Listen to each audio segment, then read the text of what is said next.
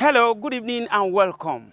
This is Abuja Dispatch, a program specially dedicated to bring into your living room those events, issues, and indeed those characters that have shaped the entire landscape of the federal capital city, Abuja, in the last 7 days.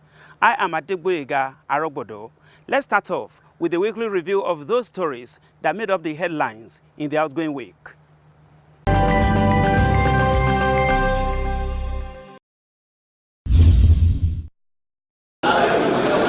The Federal Executive Council has approved the contract of the provision of a security scanner for the Lagos Seaport. This security scanner, which is being awarded for the sum of 780 million naira, will enhance the needed security for easy berthing at the Lagos Seaport. Minister of Information and Culture, Lai Mohammed, announced this while briefing State House media as part of the resolutions reached during the Federal Executive Council meeting, presided over by Vice President Professor Yemi Osinbajo. The need for the Lagos State lawmakers in the National Assemblies to consistently align their deliberations in the Federal Parliament with the developmental agenda of the state cannot be overstressed. To this end, Governor Babajide Sanwo-Olu had a family consultative meeting with the House of Representatives members from Lagos State in Abuja as a way of seeking their continued cooperation even as his administration faces the developmental challenges in the state headlong.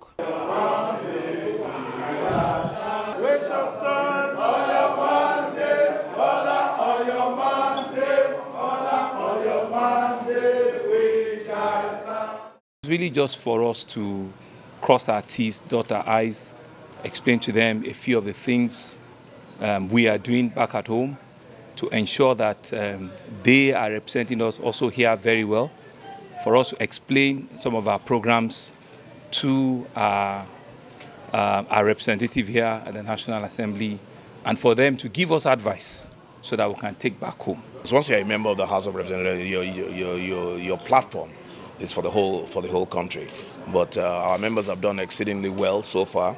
We'll begin to distill when it comes to matters that are peculiar to Lagos. The issue of flood, the issue of this, those things are all there, and members, as and when they come, we address those issues. We've only been there for 4 months. We have a legislative agenda that the National Assembly has launched. It's not a legislative agenda about Lagos or about Ogun State or about Zamfara State. It's a legislative agenda pertaining to Nigeria as a whole. The National Economic Council says Nigeria is moving steadily towards polio certification in June 2020. However, despite these efforts, other core health indices are still stagnated, and state governments have been enjoined to revitalize at least one primary health care in every ward of the state, with full complement of required infrastructure, basic services, and hospital personnel. This was part of the resolutions and prayers reached at this month's National Economic Council meeting.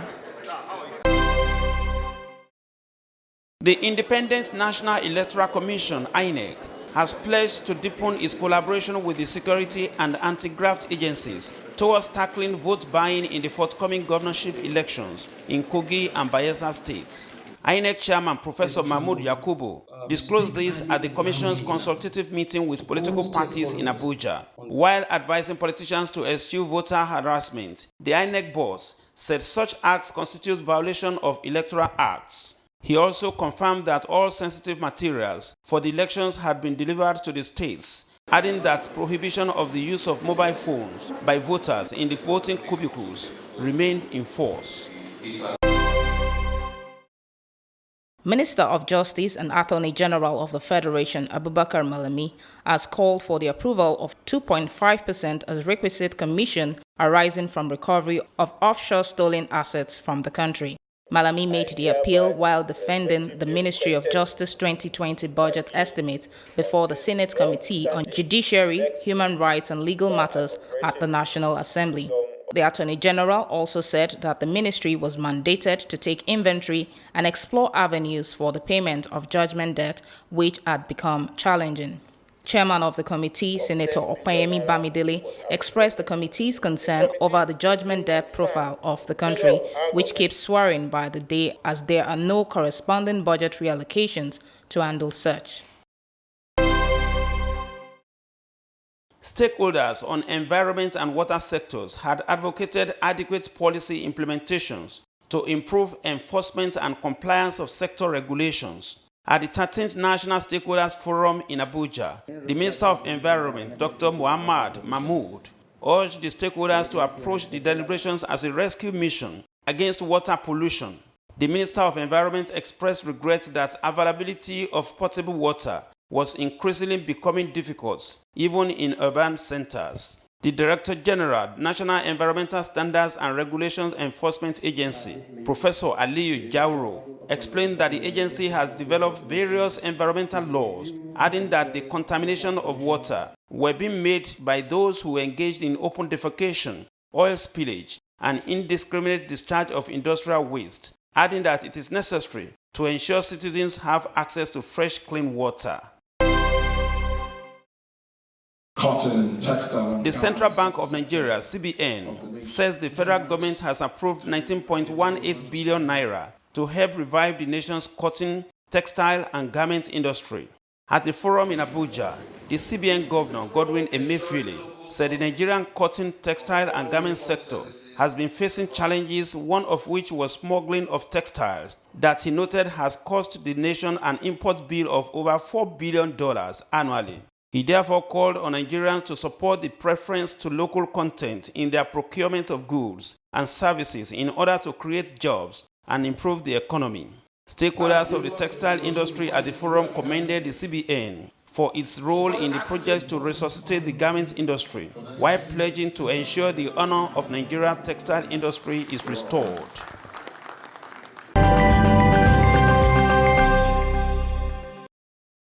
Welcome back. The Nigerian government on the 21st of August 2019 shut down its land borders. Ever since then, the federal government has consistently defended its actions based on food and national security. That is our focus on Dateline this week. Join us.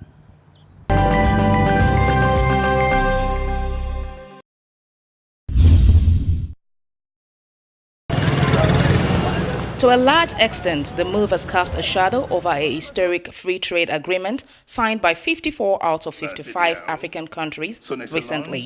Nigeria signed onto the pact, a move hailed by many a crucial push towards ending the continent's trade barriers. To many watchers of ECOWAS trade relations, the closure of Nigeria's land border may be advantageous to local producers of staple food to raise their capabilities in response to local needs, while some think otherwise.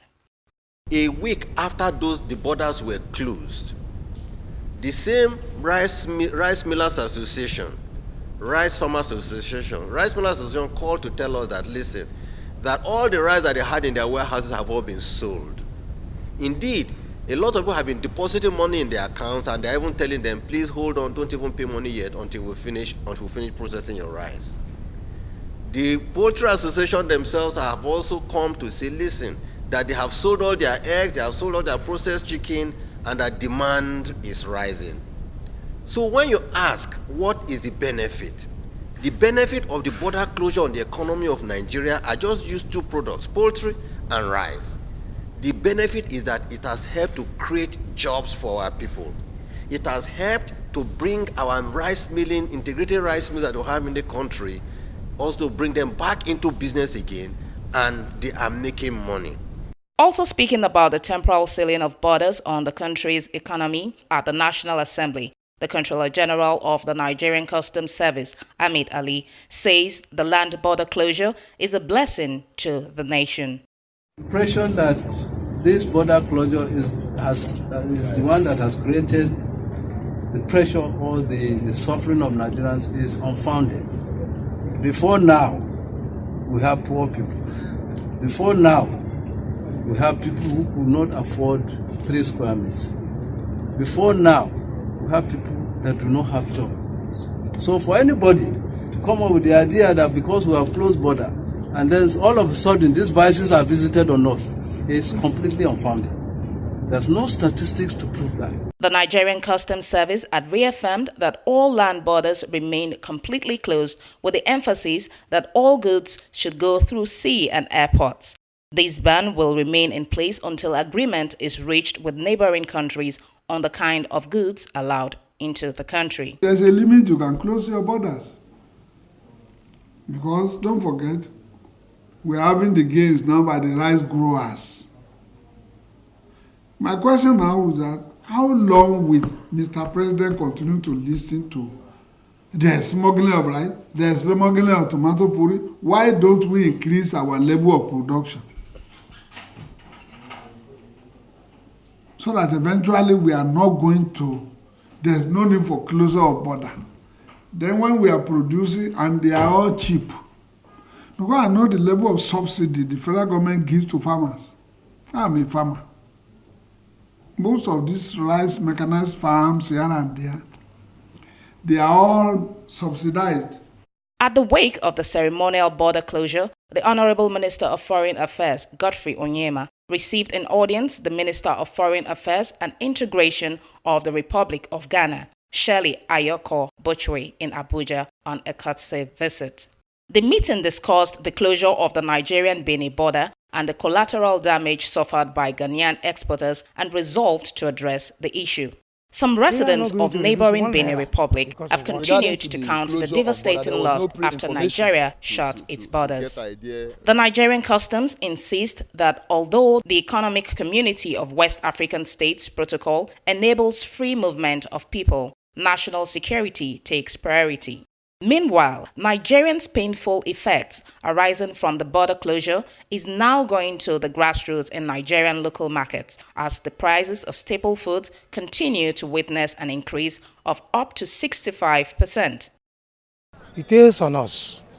In fact, we bear the brunt because whether we like it or not, our goods are accumulating demorages in in Cotonou, and they are not going to reduce 1 naira because of what is happening now.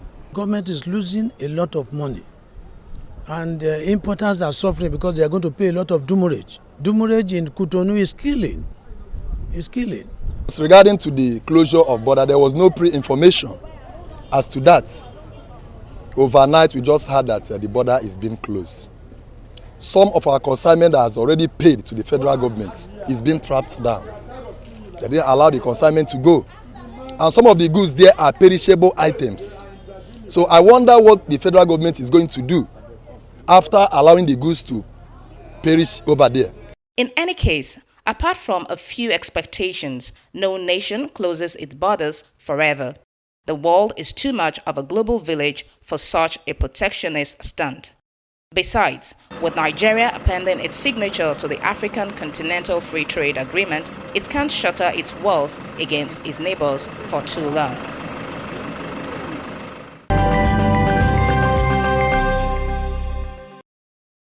Thanks for staying with us. For good 2 weeks, the different committees of the National Assembly entertained visitors in form of the chief executives of the federal ministries, departments and agencies as they defended their budget proposals for 2020. On Split Views this week, we feature a honorable member from the Bejuleki Federal Constituency, Honorable Adebayo Balogun, on what he thinks as the basic effects and benefits of this whole exercise on the 2020 budget when it is finally passed to law.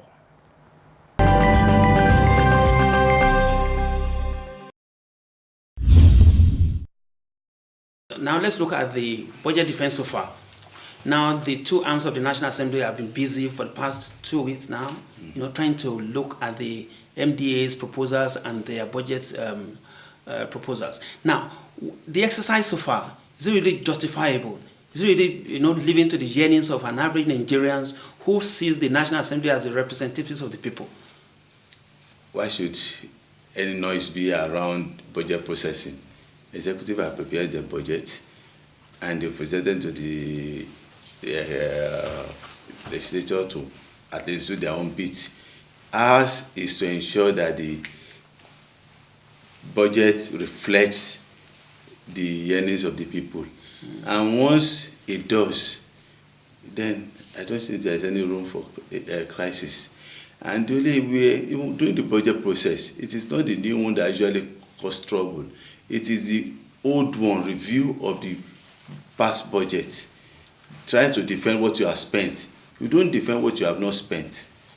It is doing the oversight that will ensure that you do what you put in the books. So defending what you have spent in the last budget is usually where you have crisis. And luckily for them too, they've not actually spent much. I think as last count, it's just about 40% release. Yeah. So they're only just to defend 40%, so there won't be much noise. You just mentioned the cooperation between the executive and the legislature. Now, and we're having a new budget cycle, as it were. What advantage, what merits, what are the benefits of this new budget cycle, as it were? You see, it's not that being a new one or being an old one. You must have a consistent budget cycle. That's the important thing. If it is going to be June to June, it must be consistent.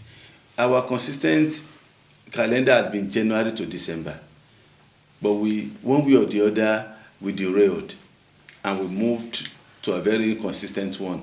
It could be approved in February, it could be approved in June, it could be approved at any point in time. So we're just trying to go back to what Nigeria calendar budget cycle used to be. That is our own system. And so we are now going back to what used to be, because people have to plan. I must know at so period, the budget must be ready. So that is what we are aiding planning now, because you cannot tell people, a farmer will expect fertilizer to come from government at so rate, will not get it because the budget has not been passed at the time of the rainy season. The rainy season is around middle of the year, after the first quarter of the year, up to the third quarter that you'll be expecting harvest. Now, but most of the time, budget will not be ready up till June. Then the farmer who you now be giving fertilizer after the rains will not have any use for it again. Planting season would have been over. So this is what we are trying to ensure, that you know when to expect what, and it must be consistent. So it's that consistency now that we are getting back to. Now, one major important area of the budget is this issue of borrowing and how to really finance that budget. Now, many people have been saying that there is need for diversification of the economy from oil monopoly, mono economy of oil, to other sectors. Now, what are those other sectors apart from agriculture?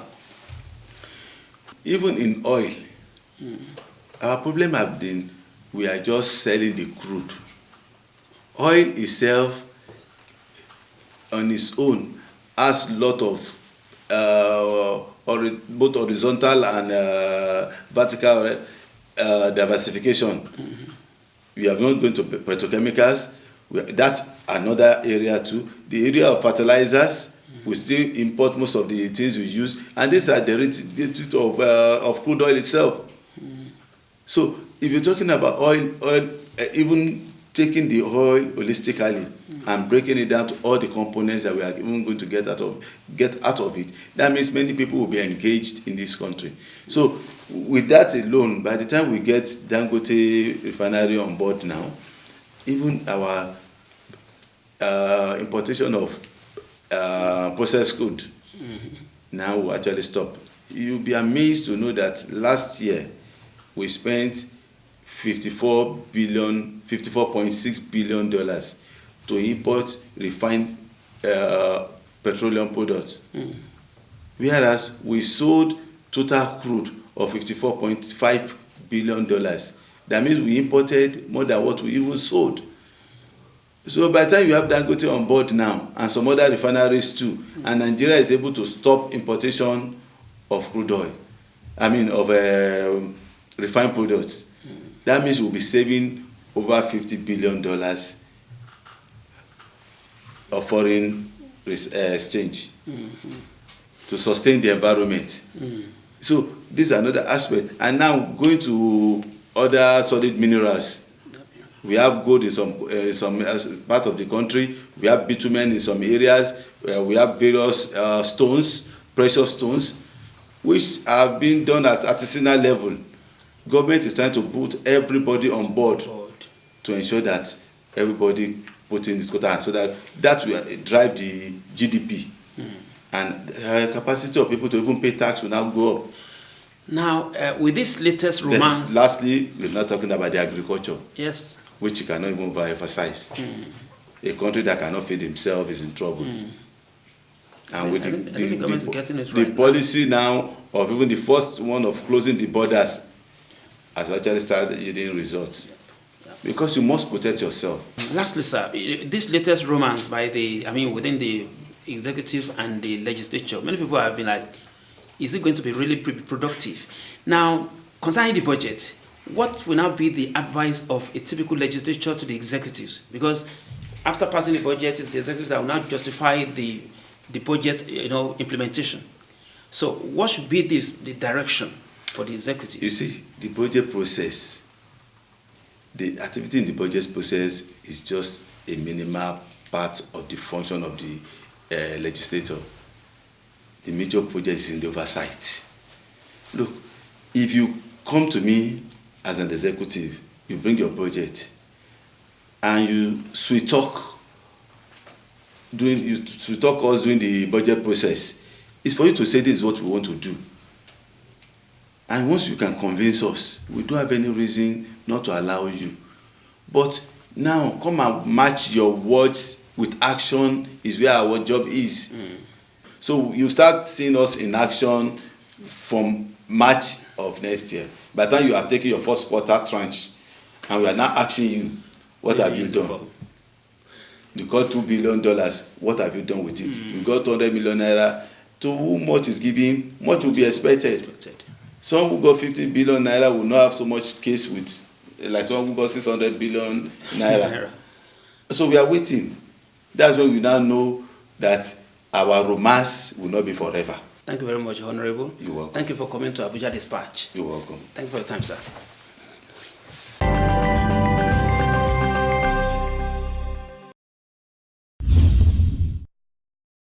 The benefit is that it has helped to create jobs for our people. It has helped to bring our rice milling, integrated rice mills that we have in the country, also bring them back into business again, and they are making money. Our rural communities are bubbling because there's activity, because rice farmers are able to sell their paddy.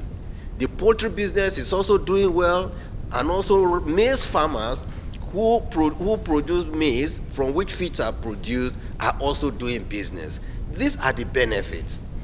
Gentlemen, we are not saying that the border should be closed in perpetuity, but that before the border can be reopened, there must be concrete engagements with countries that are involved in using their ports and their countries as landing ports for bringing in goods that are smuggled into Nigeria. That engagement must be held so that we agree on the basis under which what are the kind of products they can land in their country, because if those products they land in their country is meant for their own local consumption, it's understandable. But the fact that those products are landed in their country and then transshipped or smuggled into Nigeria is something that I'm sure you all agree as Nigerians we should not allow to happen, because it undermines our economic policy, it undermines our own desire to ensure that industries are alive and jobs are created in Nigeria. That is how far we can go on our program Abuja Dispatch this week. For further information and sponsorship details, you can contact the Marketing Directorate, Lagos Television, or better still, our Abuja Bureau Office, 78 Ralph Shodende Street, Central Business District, Abuja, or better still, reach us out on our different social media platforms.